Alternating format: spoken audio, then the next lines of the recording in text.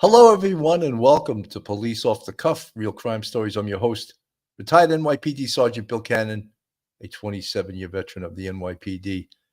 This Rust movie set shooting, and of course,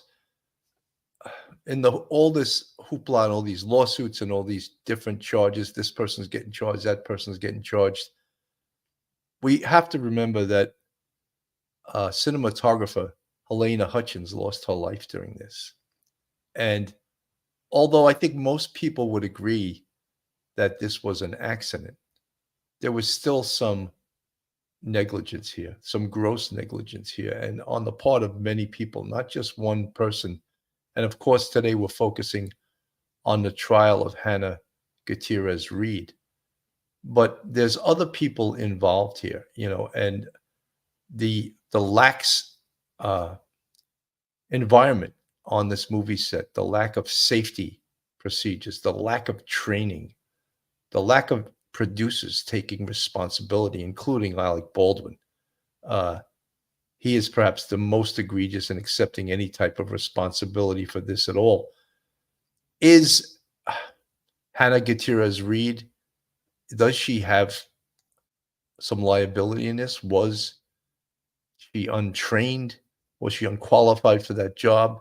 Did she take a lax attitude toward it? That's a lot of the things that is going to be determined during this trial. And you could see that obviously her lawyer told her to change her look for the trial. That's always probably a good idea. But we're finding out through testimony and through documents and through cell phone, text messages, all that stuff, some of the inside story to this. For example, drug use on the set, specifically by Hannah Gutierrez Reed. And firearms and drugs, firearms and alcohol, they absolutely do not mix whatsoever. And as a result, this woman here, Helena Hutchins, lost her life because of negligence on the set of this movie. Cut rate negligence because they didn't want to pay for people. And I understand not every movie has millions of dollars in the budget to hire the best people. So they do hire the cut rate people, and they cut costs in other areas. But safety is not one area. On the screen, David Halls, who apparently had been handed the firearm from Hannah Gutierrez Reed and never checked it, lackadaisical, lack of training, the whole environment on that set was lackadaisical, lack of training. And as a result, we're going to see a lot of lawsuits for this. And most importantly, cinematographer Helena Hutchins lost her life. So, folks, hang on to your seats. You're about to enter true crime from a police perspective, real crime. So you're entering the off-the-cuff zone, the police off-the-cuff zone.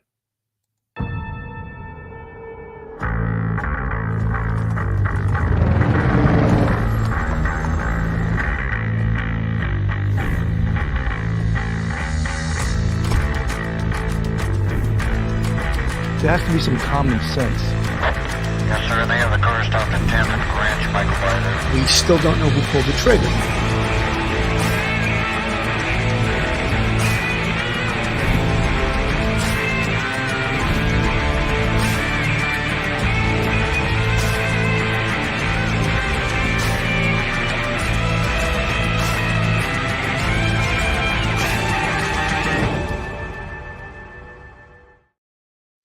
We're back.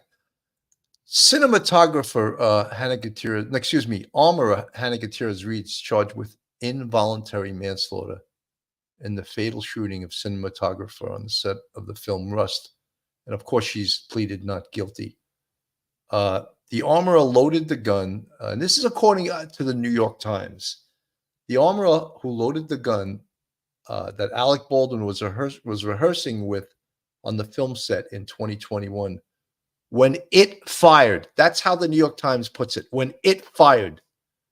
Guns do not fire by themselves. And I just find that so irresponsible of the New York Times. The gun did not fire. Alec Baldwin pulled the trigger.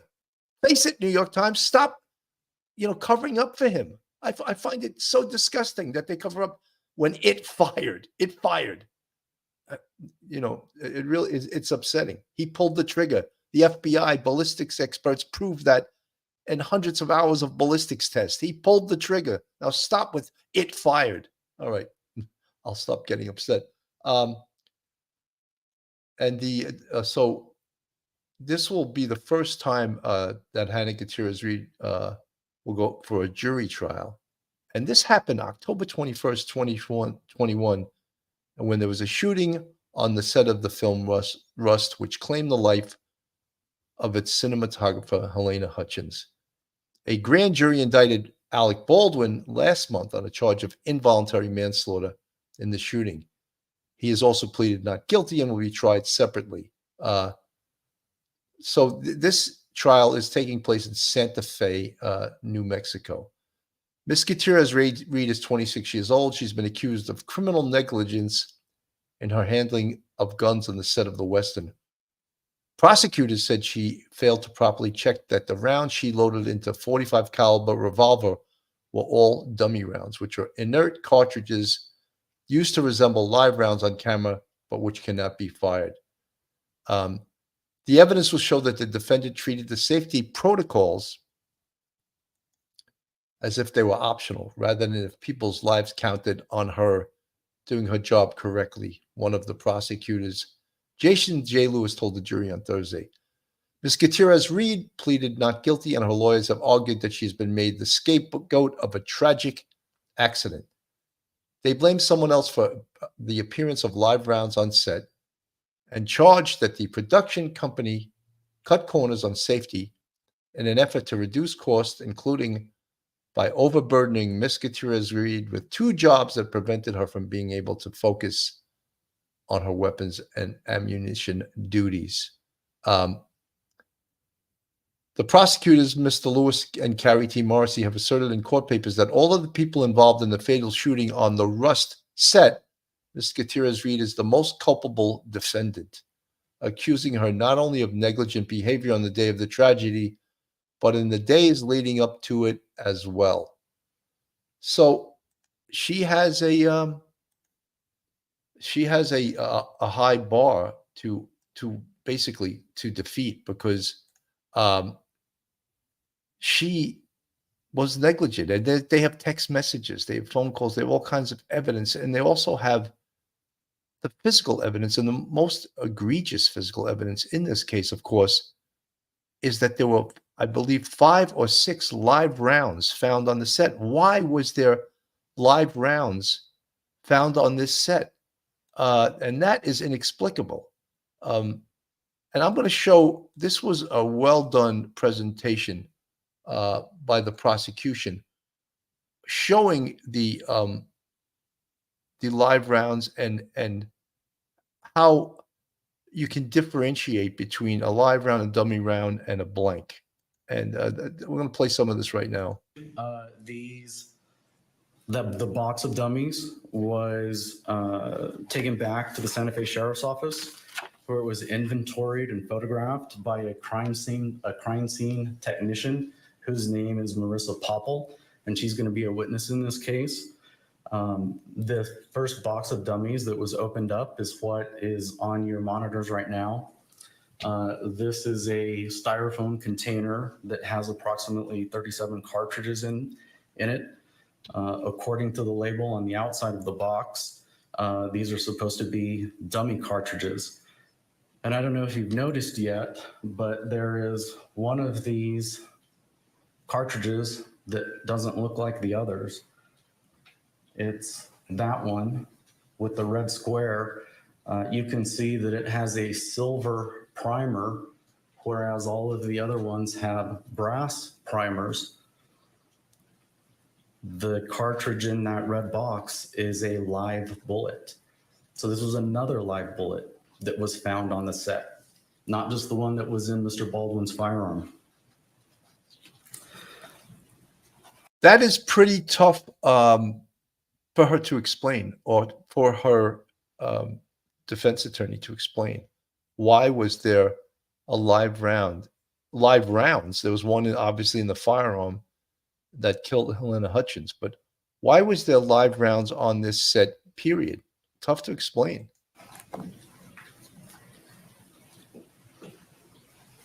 Ultimately, you're going to hear from us that there were not just these two, but a total of 6 live bullets that were found on the set. 6.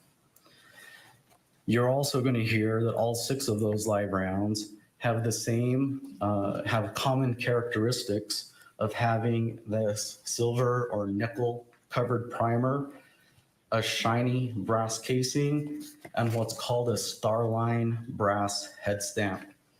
I don't know if you can tell in monitors or not, but this impression that is on each of these cartridges, it looks like a star and then a line and a star. That indicates that it's a Starline brass manufactured casing. So we knew from the evidence gathered on October 21st, and when we had these rounds examined by the FBI, we discovered that there were actually those 6 live rounds on set. Hi, everyone. George Stephanopoulos here. Thank Let me get rid of George here. So pretty well done. Pretty good demonstration of the evidence there. But there was so much negligence here that how does an armorer, and here's this young woman, she's 26 years old. She has relatively almost no experience. I think she did one other film before this, her firearms experience. And the negligent factors on this movie set, besides the fact that the armorer was that inexperienced, was everyone else. There's the assistant director, David Halls, who I pulled a picture up right there. He had some bad reviews in his work on other films. Safety, and a bad safety record, obviously. And he's already pled guilty. So you can bet for his guilty plea and his plea bargain that he's expected to testify against Alec Baldwin, as well as Hannah Gutierrez Reed. And we can absolutely expect that. And I want to play the opening statement of the prosecutor on this case. If I can get it here. Hang on one second, folks. Eventually, these... That's not it. I'm going to bring up the opening statement, but in the meantime, let me play a little bit more of some of the evidence that shows some of the negligence that Hannah Gutierrez Reed was discovered to be involved in, and as this includes drug usage prior to the actual shooting. of the actual material regarding the drug use, I'll be clear, the judge said that some of the text messages could be prejudicial, but said that the prosecutors could present other text messages that were retrieved from Gutierrez's phone, allegedly showing that she was smoking marijuana during production. But they could also bring in after the fact text messages that allegedly show Gutierrez handed off the cocaine to someone else the night of the shooting, and then she wanted it back a few days later. So it's kind of almost like a split decision in a way there, Dan. What do you make of the judge's decision? I think following her logic, it makes a lot of sense. You definitely need to have that nexus, like she talked about, to really make it relevant. And I think the prosecutor did a good job of saying, we're not talking about just one isolated incident. So here she is also, and Lou Lemoracco in the chat reminds me, I'll put him up on the screen. she was multitasking. And again, that's part of the negligence of this entire movie set, is that it was a low budget. So a lot of people were doing multiple tasks. And on a movie set like this, that's obviously not a good thing for that to be happening, because an armorer is dealing, of course, with firearms, and that is an absolute no to be using drugs when you're using drugs when you're dealing with firearms. And you need to be the smart person on the set, not the person that's the goofball, and that's what apparently was happening on this set, because look what she was doing. I mean, doing drugs on the set. I think that's really absolutely ridiculous. And I want to try to find the opening statement by the prosecutor, and I'll put that up on the screen. Let's see if I can get it.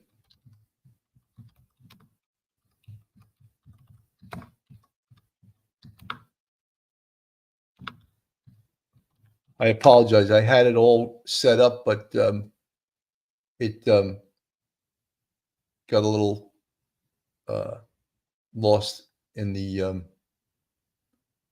Let's see.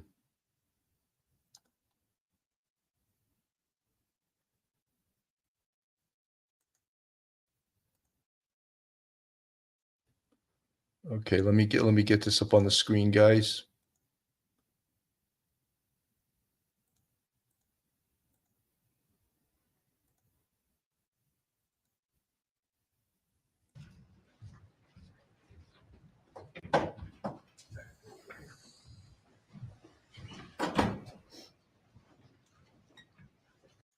Counsel, ladies and gentlemen of the jury, we are privileged, our team, to represent Hannah Gutierrez Reed, who's sitting over here. This is obviously the defense attorney. And we're here because of a tragedy. There's no doubt. There was a tragic occurrence on that movie set.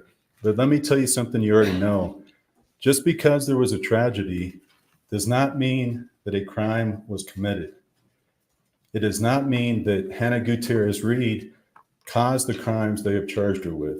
And we are going to, through the course of this case, show you that production and the state have both very early on sought to make Hannah Gutierrez Reed a scapegoat. That's what this is about. You're going to hear that this tragedy, several unconnected events, independent events had to happen to create it. First, the first event that had to happen is the actor Alec Baldwin pointed a gun on that set, and he either had his finger on the trigger and the hammer cocked, or he pulled the trigger as he was pointing that at Miss Hutchins and Mr. Souza, who was right behind her.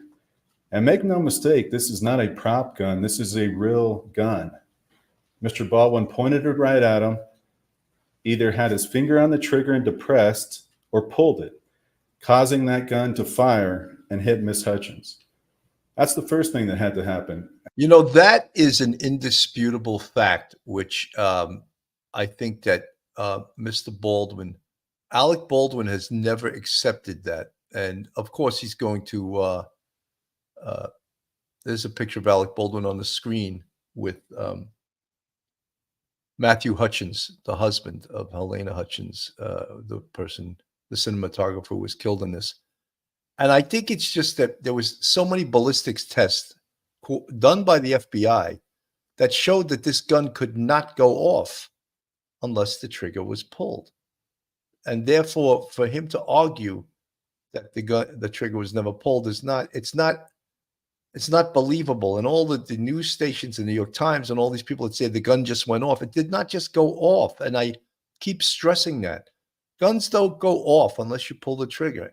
So he pulled the trigger, and like this counsel said, his finger was either depressed on the trigger or he pulled the trigger, one of two things. So that amounts in each instance, he pulled the trigger.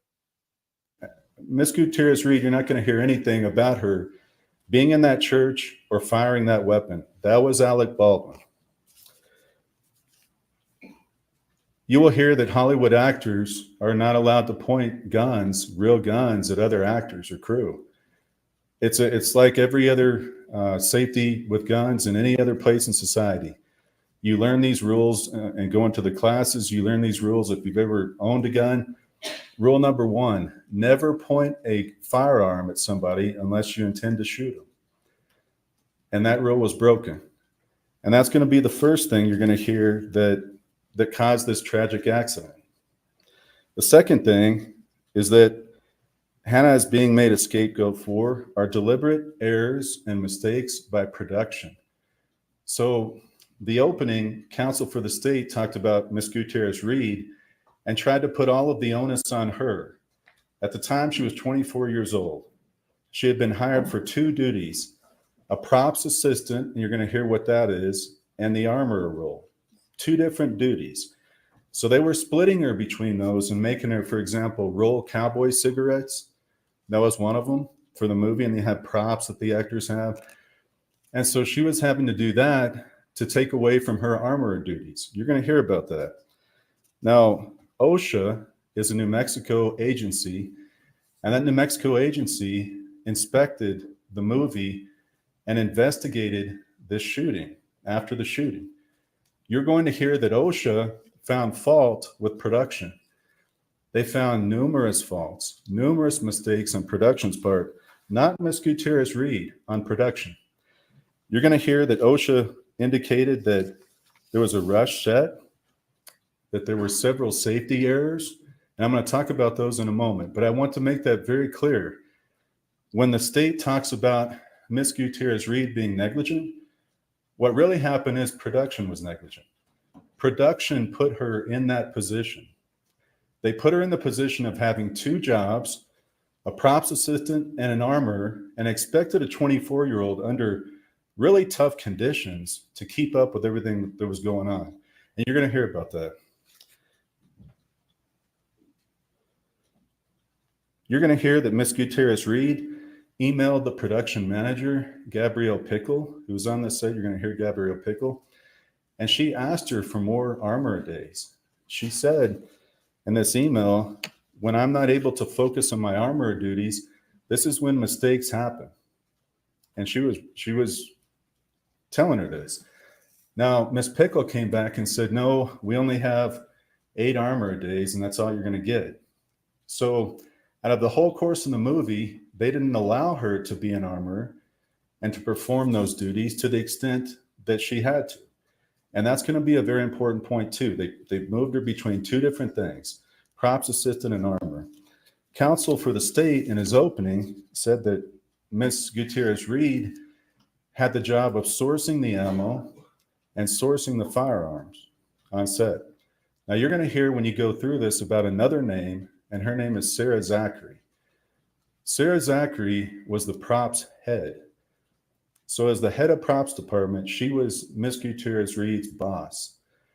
In that role, Sarah Zachary had to source the ammunition and had to source the firearms. So that was not correct. What counsel stated in the opening. You know, it's what he's saying, of course, is he's presenting an excellent defense for Miss Hannah Gutierrez, but there are many people responsible for this shooting, and Hannah Gutierrez Reed, David Halls, Alec Baldwin, of course, is he pulled the trigger. There's no doubt, but the lax situation and the lack of safety that was created on this set through cut rate employees, not proper supervision, no training whatsoever. It seemed like none of them had training. Lou Lemoracco from the chat. Baldwin stated it was a cold gun, never checked, which would have taken 3 seconds. I think, Lou, I think you're right. I think it's the responsibility of the actor to check the firearm. Many other actors, and you would have never expected this, big-time actors, George Clooney was one of them, said I never expected another actor to speak out against an actor, and he said he should have checked the gun. And that's one of the ways in this case I find that Alec Baldwin has taken 000 responsibility. And that's quite egregious. So, yes, but the environment created by the production itself was one of lax safety standards, no safety standards. And that's what resulted in the death of Miss Helena Hutchins and the wounding of producer Joel Souza, who was standing behind uh, um, Miss Hutchins when she was shot in the chest, and the bullet exited her back and went into Joel Souza's shoulder. That's a powerful round of .45 caliber. In reality, that was Sarah Zachary's job. Now you're going to hear that what happened is those two worked together in conjunction. Hannah was, Miss Gutierrez Reed was supposed to be doing armor, and then she was supposed to run over and help Sarah Zachary whenever she wanted the help on props. So a lot of what you're going to hear is a chaotic scene created by production and forcing somebody to do these two different roles. You're going to hear witnesses in this case, including professional armorer that the state has hired, and other people that'll tell you is completely inadvisable and a terrible decision on a movie like this with so many guns that you have a part-time armor. It just is not a good idea. And that's a terrible idea, but that's what they did. Now, as counsel stated, you will hear that this scene in the church was a blocking. It was a getting ready for a rehearsal.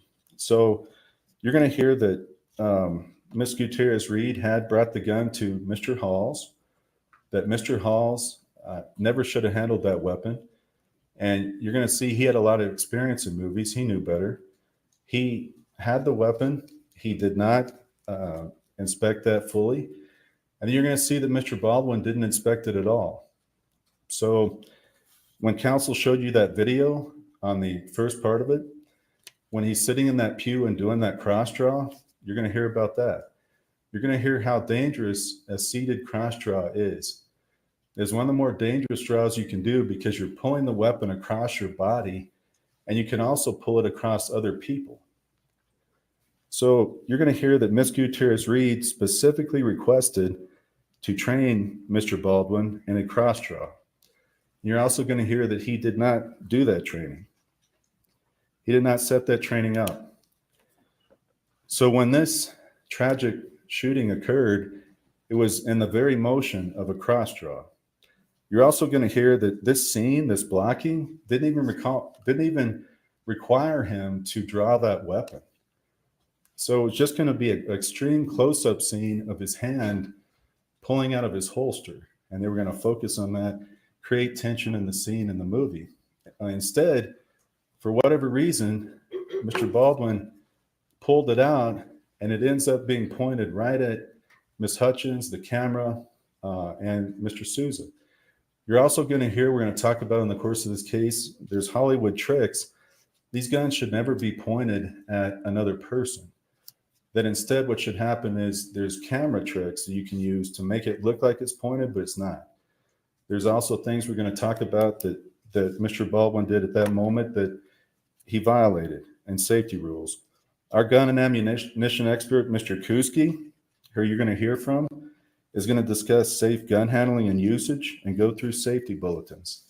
These safety bulletins apply on this set to movie actors, and he's going to talk about that. Second, let me talk about the live rounds. Now, the government has the state. This should be interesting because I don't know how they can specifically explain these live rounds being on this set. So let's, this is very interesting. Has a relatively new theory, which is based totally on pictures. And you saw some of those pictures. And it's also based on the idea that live rounds have a silver primer on this set. So that's going to be the core of their argument and their theory.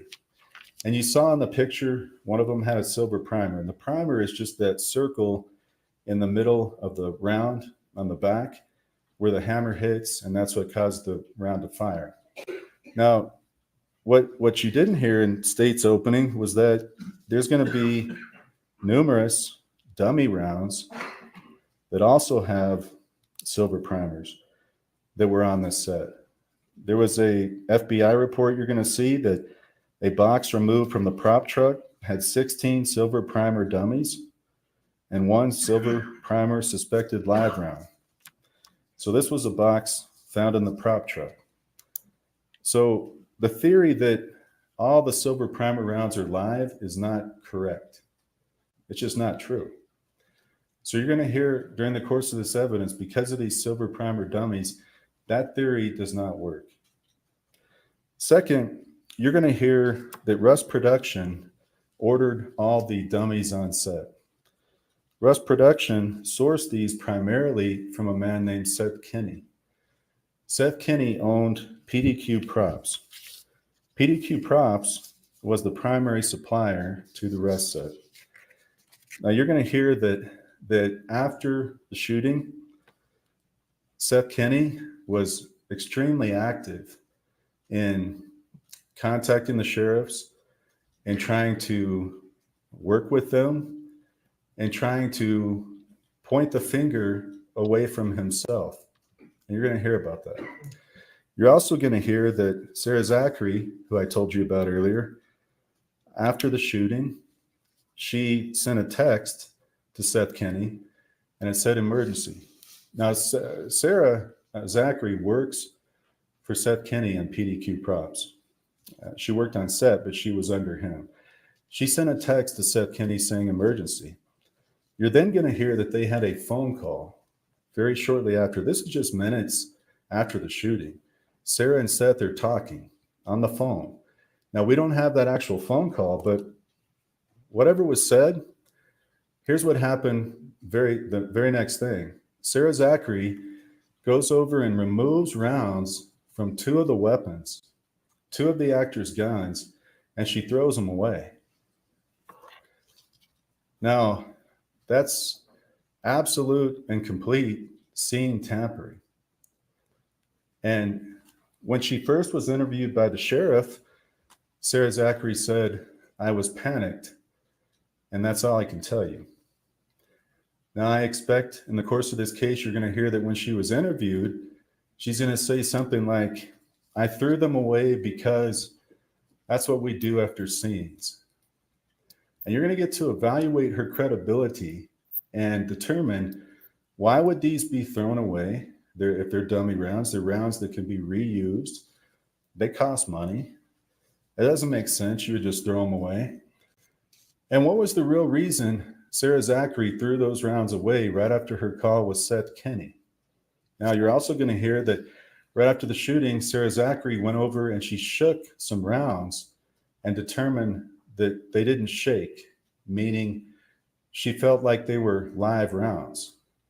So then she throws these away. Now, they're thrown in trash. She tells law enforcement, but on that day, they don't find them. But she threw them in trash right by the prop truck, you're going to hear, but they didn't find them. So we don't have those rounds.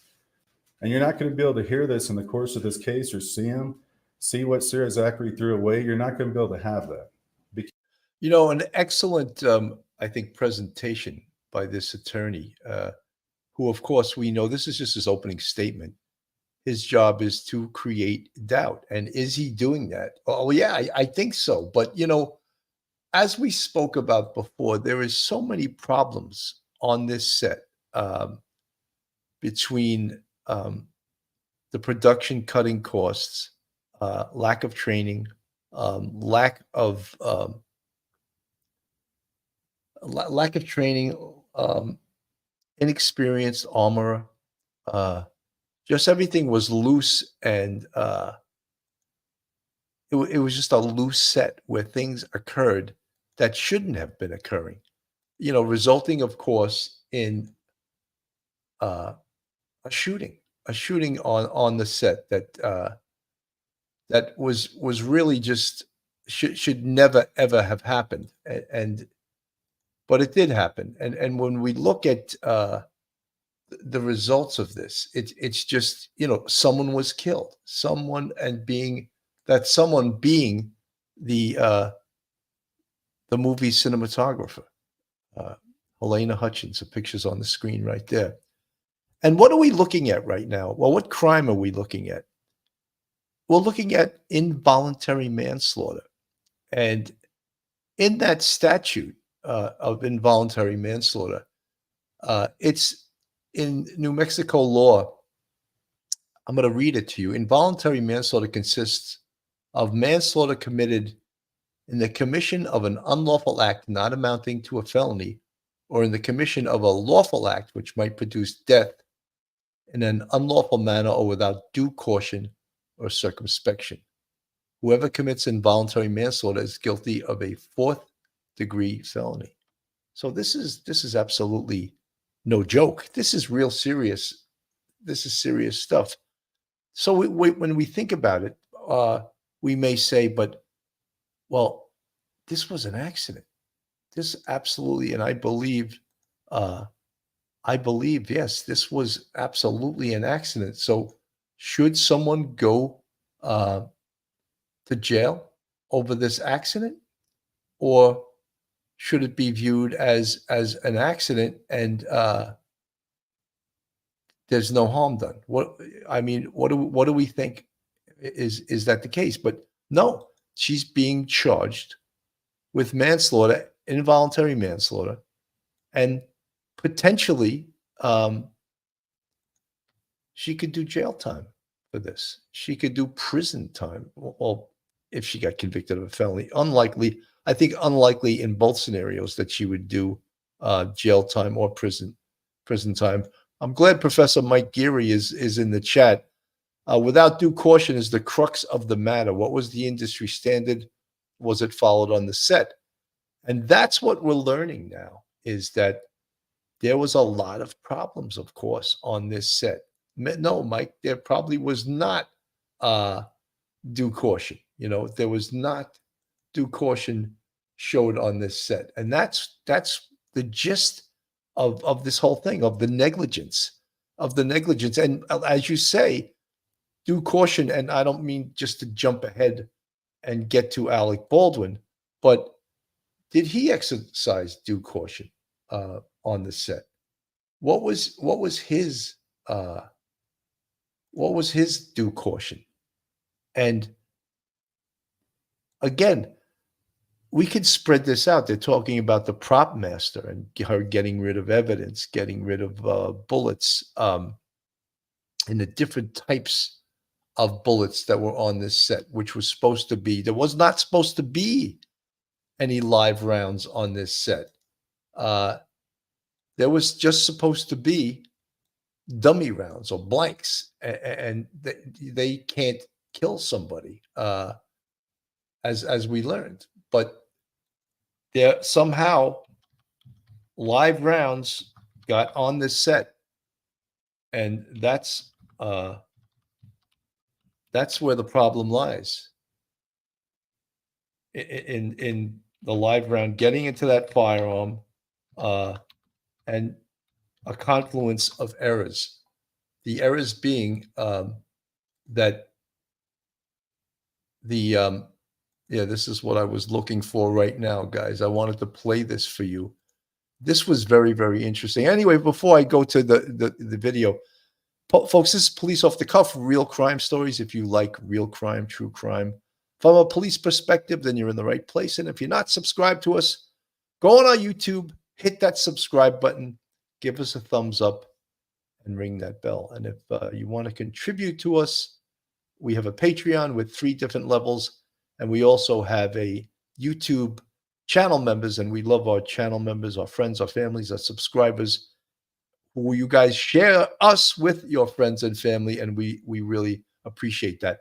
This was very interesting. This was the prosecutor, his opening statement, and I meant to play this before because there's some very interesting ballistic evidence in this statement, and we're gonna watch this. Those are the words prosecutors used to describe Rust armorer Hannah Gutierrez Reed in opening statements. You will hear testimony that she routinely left guns and ammunition lying around the set unattended. Gutierrez Reed, who served as the armorer on the Rust film set in 2021, charged with tampering with evidence and involuntary manslaughter after a live round of ammunition was fired from a prop gun actor Alec Baldwin was holding during rehearsal, killing cinematographer.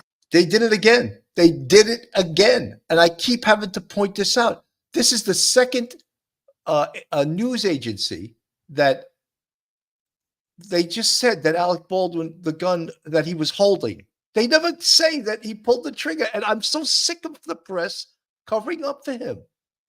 The FBI ballistics expert said he pulled the trigger. Why can't you accept that? So far, here we have NBC News and the New York Times refused to say that he pulled the trigger. I just find that ridiculous. Unbelievable. Holding during rehearsal. Say, whoa, let's go back. We're going to hear that again.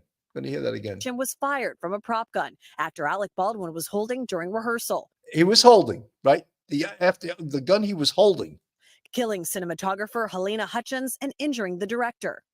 The prospect of live ammunition landing up on a film set is incomprehensible. It's something that should never happen. Prosecutors say they will prove she was not only responsible for 6 rounds of live ammunition that were found on set. The box of dummies she was pulling from on the 21st is identical to the box of dummies that her father had at home. But Gutierrez Reed's attorney hitting back, telling jurors his client is a scapegoat, saying Alec Baldwin is to blame. You're not going to hear anything about her being in that church or firing that weapon. That was Alec Baldwin. Reed's attorney also slamming the film's production company for hiring her as both the armorer and props assistant. She said in this email, when I'm not able to focus on my armorer duties, this is when mistakes happen. The fate of Gutierrez Reed now in the hands of a jury to decide who is at fault. I do want to leave you with one final statement that Ms. Gutierrez made when she was being interviewed on the day of the shooting. She says, I don't know. I wish I would have checked it more. And so do we. Chloe Malas, NBC News. So there's a lot of people at fault here. It's not just Hannah Gutierrez Reed, and they're going to try, of course, they're going to try to put this on her, of course. This is the very interesting part where they actually show the rounds, and so you can differentiate between the type of rounds that an armorer has to deal with, and that a professional armorer should have no doubt of what's a live round, what's a dummy round, and we're going to show that in this little video right here. Throughout this trial, about the differences between live ammunition, blank ammunition, dummy ammunition. So I'm just going to kind of give you a 10,000-foot overview of what this stuff is. The image that's on your screen right now is what's called a blank round. A blank round is actually pretty easy to distinguish because it has that crimped end where normally a bullet would be. The reason that blanks are used in the movie is because when it's in the gun and an actor pulls the trigger, there is enough gunpowder inside of that blank to cause a pop and have a cloud of smoke come out from the gun, but it doesn't have a projectile that shoots through the barrel of the gun. So these are a type of round that is used frequently on the movie sets, especially whenever they want to make it look like the actor is actually firing a weapon. The second type of round that is used on the sets are what's called dummy rounds. And these are a different story. Dummies look exactly like real bullets. As you can tell from kind of that main image there, although this evidence dummy round has some writing on it, you wouldn't be able to distinguish that from a live bullet if you were just looking at it with your eyes. And because these dummy rounds are designed to look exactly like live ammunition, every round has to be thoroughly checked before it is put inside of one of these firearms. Aside from sourcing firearms, blanks, and dummies for the movie, the next major function that Hannah was required to do on the movie set is that she was required to check every single one of these rounds to make sure that it's the appropriate blank or dummy and not live ammunition before it gets inserted into the gun. And there are two primary ways that an armorer or anybody who's familiar with this can check to make sure that a round is a dummy round. The first thing they can do is shake it. And if you'll see in that on the lower right-hand side, I've got a photograph for you there of a plastic container that's got 3 BBs in it. Those BBs are inside of that dummy round so that whenever you shake it, you can audibly hear that it's making a noise. And that way you know it's a dummy round. Sometimes they have a little spring in there rather than these bullets, but they always have some sort of noisemaker in there. The other way to distinguish a dummy from a real live bullet is in that top right photograph, and you'll see that cartridge has a hole drilled into the side of the casing. That's the second way that you can distinguish a dummy round from a live round. And then we have, not to overcomplicate things, but I think it's important that you know this, we also have some dummy rounds that are missing what's called the primer. Normally on a live cartridge, there's a... This is an excellent display by this prosecutor. A visual display gives the jury knowledge, or at least of what the armorer should have been doing to differentiate between a potential live round, a dummy round, and a blank. And it seems like the dummy and the live round could look quite similar, but the big question always comes up is, what was live rounds doing on the set, or why were live rounds on the set, period? An explosive element that is inside of that center portion, that whenever the hammer of the gun hits that primer, it causes a small spark that then ignites the rest of the gunpowder in the bullet and causes the projectile to be expelled.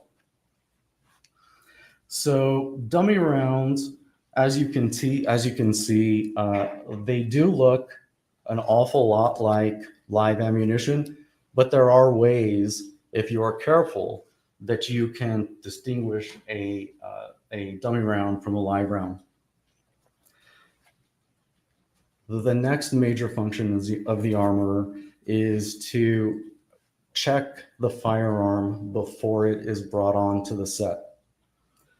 And there's a very specific process that is used for this. When it's time for a firearm to be used, the armorer is required to present the firearm to the first assistant director to double check that only dummy rounds are inside the gun. And the armorer is also supposed to offer the actor who is receiving the gun the opportunity to also have the gun inspected in front of them. Unbelievable, right? So there's room that everyone, many people, he pointed at least to 3 people in this case that could have prevented this. And of course, the armorer is she's the one being prosecuted here for involuntary manslaughter. And then it goes to the assistant director, who I put his picture up on the screen before.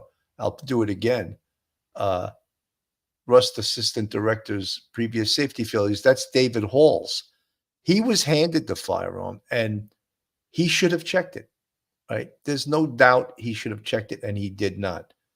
And then, of course, we get to Alec Baldwin.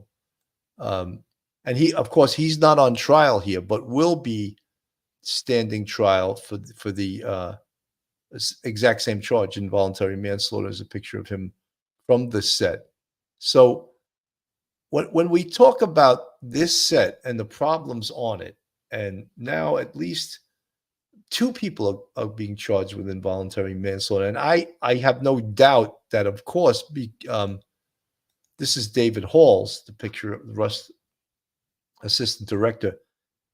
He already pled guilty, so he cut some kind of deal, which of course probably doesn't include jail time whatsoever. So he will be testifying against Hannah Gutierrez Reed, and he will be testifying against Alec Baldwin. That comes with the deal that he cut. So when we see all of the errors here, and look, this is how Hannah Gutierrez Reed looked right after this occurred. And of course, now, she's been advised by her attorney to clean it up, to change it, to look a little bit different. This is how she looks now. And that's not unusual. What's more sympathetic in a courtroom, the picture you're seeing there or this picture? I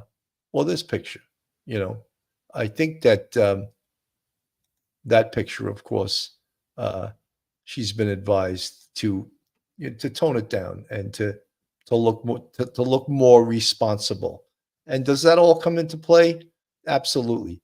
So the biggest, and I love the input from the chat. Lula Morocco, 100%. They're finding that out now. Too much alcohol and drugs on the set. I would imagine every movie set has its share of that, because you got young people together, autistic people, and sometimes they're working 12, 14-hour days, sometimes longer than that.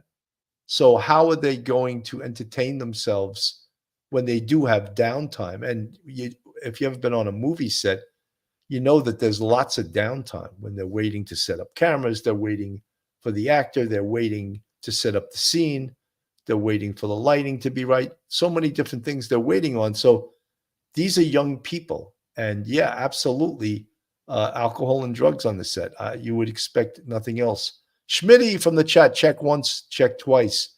Yes, we can get redundant in talking about how things weren't done correctly. This was a loose set. There was no safety measures when you talk about it.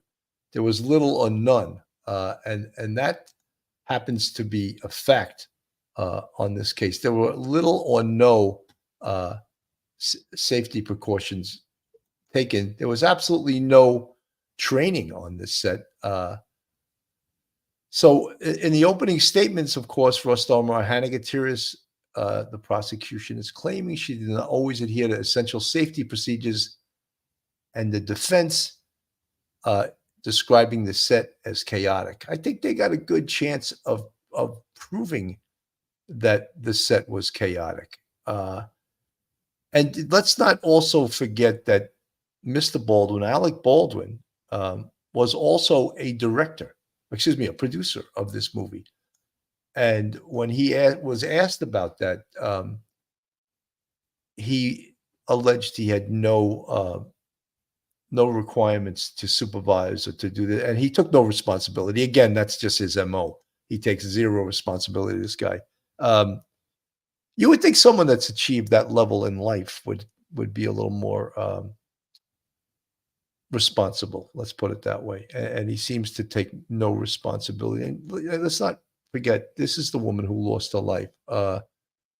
So Hannah Gutierrez Reed is the weapons handler. She's been charged with involuntary manslaughter in connection with the on-set death of cinematographer Helena Hutchins, who was fatally shot by actor Alec Baldwin on the Santa Fe set while he was handling a prop gun. This is the first one, ABC News, that actually said Alec Baldwin. She was shot by Alec Baldwin. She was also subsequently charged with tampering with evidence, with prosecutors alleging she handed off a small bag of cocaine after her interview with police following the shooting on October 21st, 2021. Gutierrez has, of course, pled not guilty. The charges carry a sentence of up to 18 months in prison if convicted. Prosecutors told jurors they will attempt to answer two questions during the trial: what events led up to Hutchins' death, and how live ammunition ended up on the set. As to both of those questions, the prosecution believes that It was the negligent acts and failure of the defendant, Ms. Gutierrez, that resulted in both the acts that contributed to Ms. Hutchins' death and the live rounds being brought on the set. Prosecutor Jason Lewis told the jurors during his opening statement. Lewis told jurors that while they were referred to the firearms on set as prop guns, they were legitimate firearms. While showing jurors a photo of the gun involved in the shooting, he said the firearm was made to look old, but in fact was brand new and perfectly functioning gun when it arrived on the set. So Lewis, the prosecutor, said that it was Gutierrez's job as the armor to check each round to make sure there weren't live bullets and to check the firearm before it was brought on set, but claimed she did not always adhere to essential safety procedures. The evidence will show that the defendant treated the safety protocols as if they were optional, rather than if people's lives counted on her doing her job correctly. Jurors will hear from the FBI analysts and firearms experts as well as crew members who will testify that her work was unprofessional and sloppy. Another crew member also testified that Gutierrez handed her a bag of what appeared to be cocaine following the armor's interview with police, he said. So that's where I think that they can show negligence. As I said earlier, no one handling firearms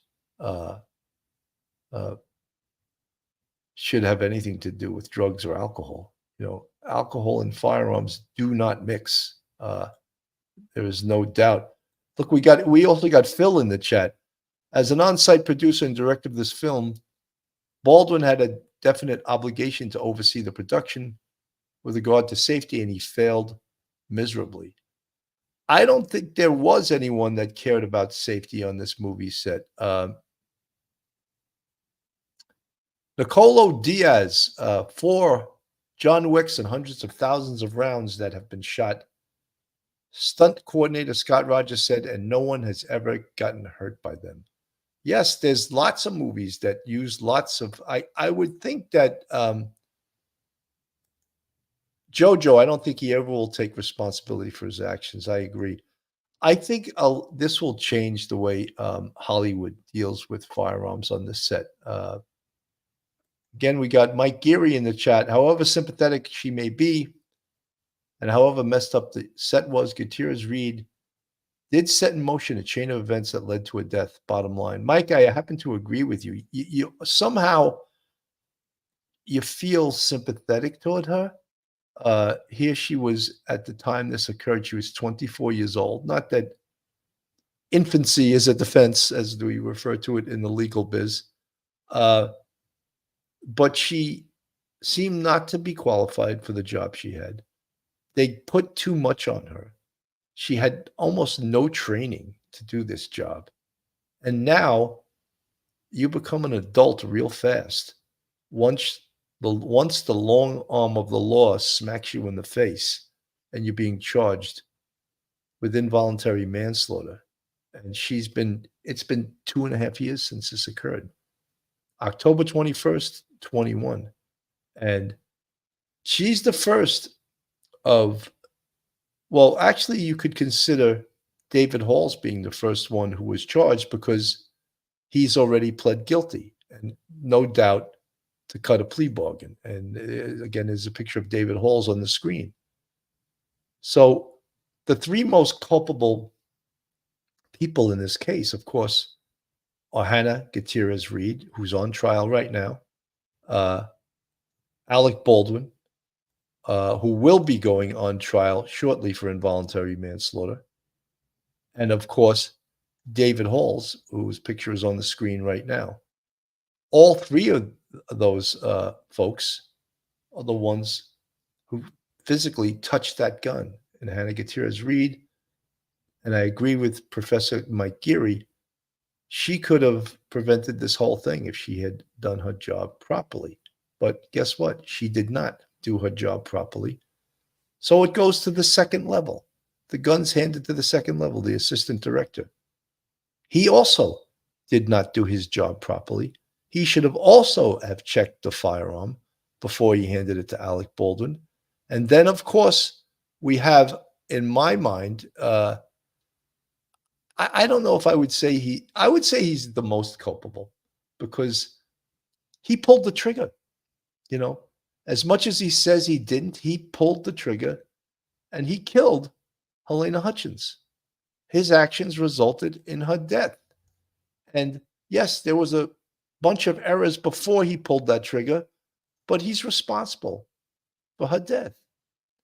And, you know, I'm almost a little bit surprised that there are charges, period, in this case. I thought that this case might be handled civilly, meaning Rust, the movie company would be sued, others would be sued, companies would be sued, individuals would be sued. But clearly, the New Mexico District Attorney's Office wants someone to be held accountable for this.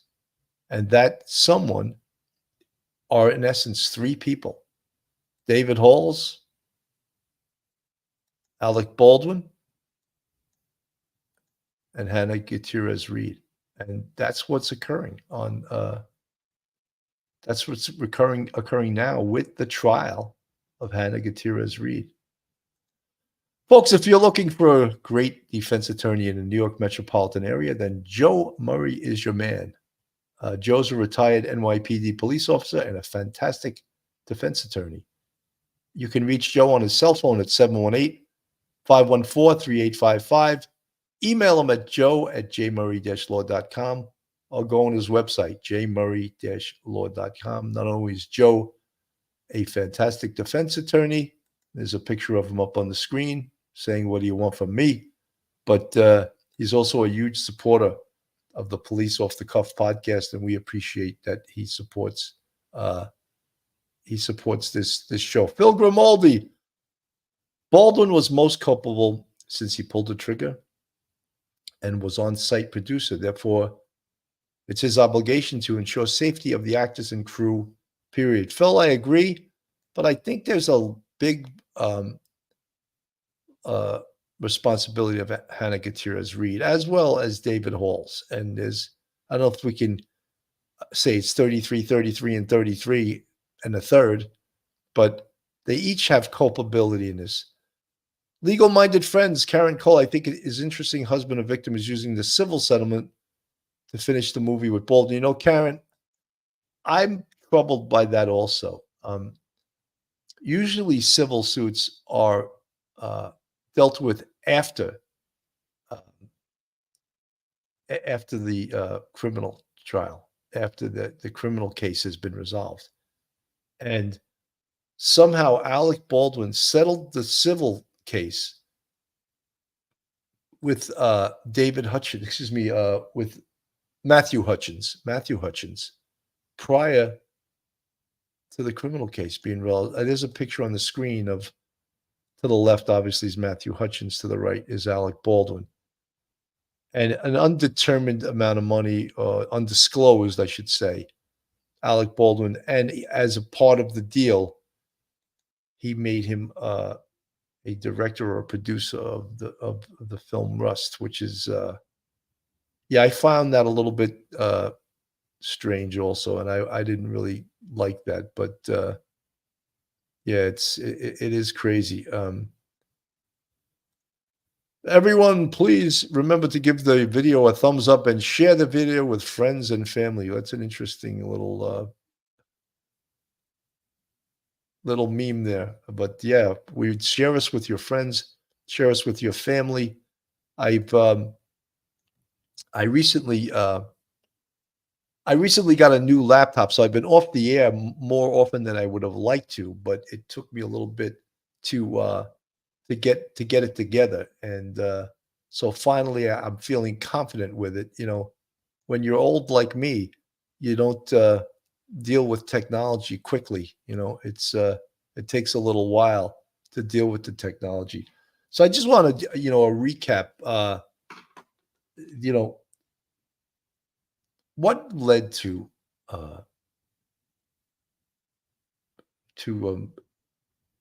Helena Hutchins? the cinematographer and the film Rust, what led to her losing her life, and what were some of the causes? What were some of the catalysts that led to this unsafe movie set? Problems on the set, obviously. Shortcuts. What does that mean, shortcuts? Well, shortcuts not just in the people they hired, but shortcuts in the number one thing that you should be concerned with, and that's safety, safety. And inexperienced armorer. Why would you hire an inexperienced armorer? Well, the answer is because they were trying to cut costs.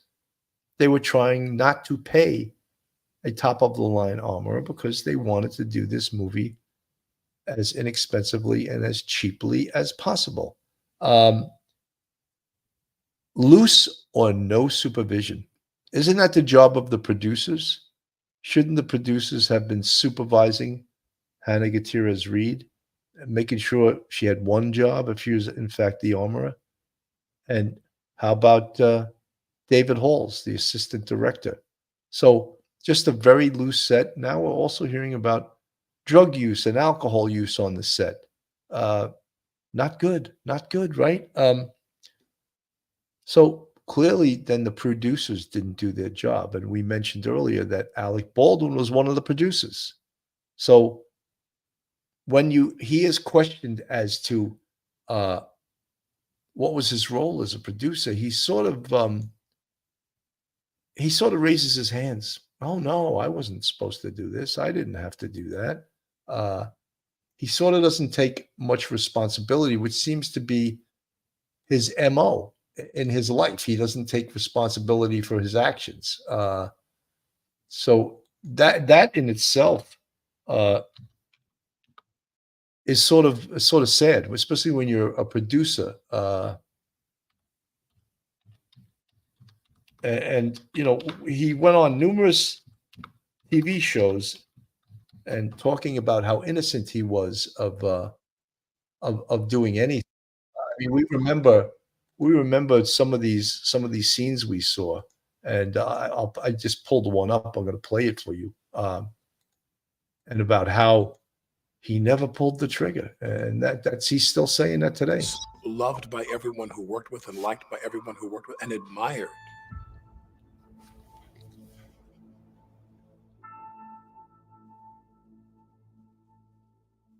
I mean, even now, I find it hard to believe that. It just doesn't seem real to me.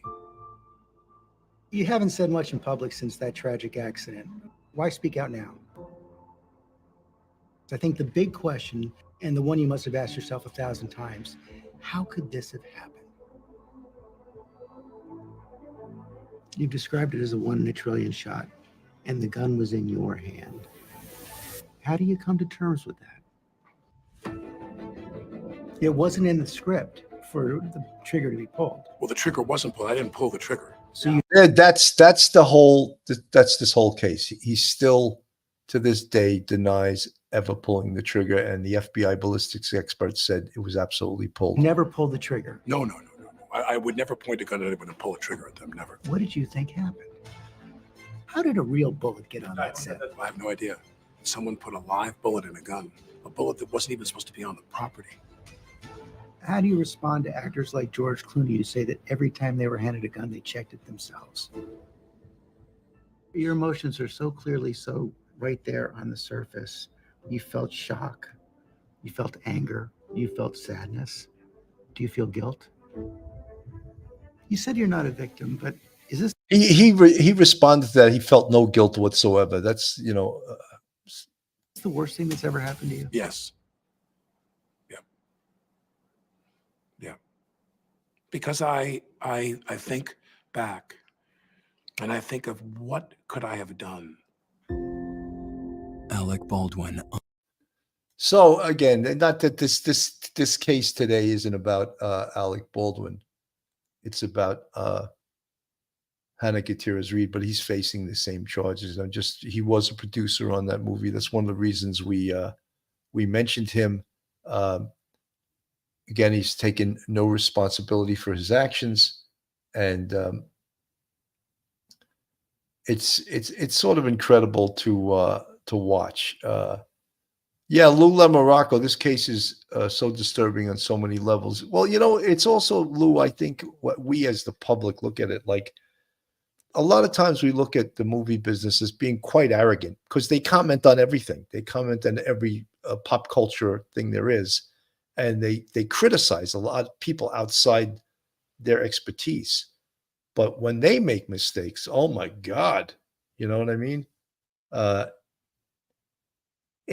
why I think it is that, and specifically, I remember, there was a officer, and I don't remember exactly what year it was. It was about 3 or 4 years ago in California, and he was involved in a controversial shooting, and he killed a guy that was attacking him, and the guy wasn't armed, but he attacked him, tried to take the cop's gun. And Alec Baldwin made a comment, "Oh, I wonder what it's like to wrongfully kill someone." That's what the comment he made about that cop. Karma, he should have never said that. And I don't listen.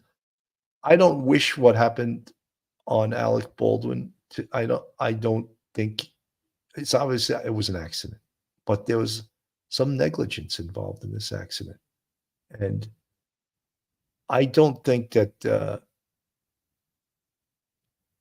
Well, you can't say he's going to go to trial. He's going to see, and whether he goes to jail, prison, or his penalty was civil, that remains to be seen. It just is. It's tough to accept that he doesn't accept responsibility. And we got on Alec Baldwin. I don't mean to be on him.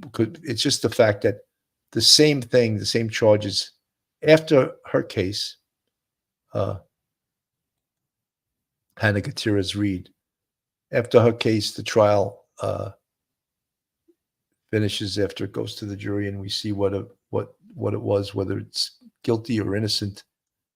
Then we'll see if Alec Baldwin, I'm sure he has a very well